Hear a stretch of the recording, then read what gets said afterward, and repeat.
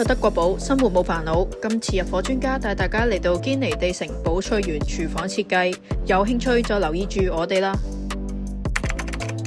廚房採用 U 字型規劃，空間感會比較大。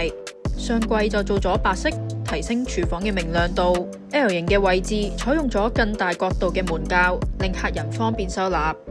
為咗劃一線條感，喺做櫃嘅時候，設計師諮詢咗客人想購買 RDCS 變頻 DC 摩打抽油煙機，有強勁嘅吸力同手勢控制技術，我哋就預留咗位置，咁就可以確保櫃體嘅一致性。為咗令光線更加充足，喺櫃底增設咗燈帶，可以用作照明，亦可以打造廚房嘅氛圍感。喺台面部分，為咗廚房嘅簡潔度，用咗 GIC 228DB 嵌入式雙爐頭電磁爐，有足夠嘅火力，爆炒都冇問題。而下方仲有 SGM T4228 嵌入式氣炸微蒸焗爐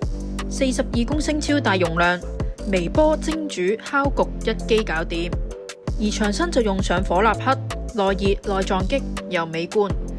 而洗滌區部分用咗德國寶嘅迷你即熱式電熱水器，上方用咗一個特大星盤，仲可以加購不同嘅配件配合自己使用。至於下方嘅櫃用咗溫和嘅木色，亦設計咗唔同大細嘅儲物空間，拉籃、櫃桶應有盡有，連呢個三角嘅空間都唔會浪費，提升廚房嘅收納空間。如果想知道更加多家居上嘅建議或者設計，可以繼續留意住我哋嘅 channel， 又或者去我哋德國寶陳列中心查詢更多。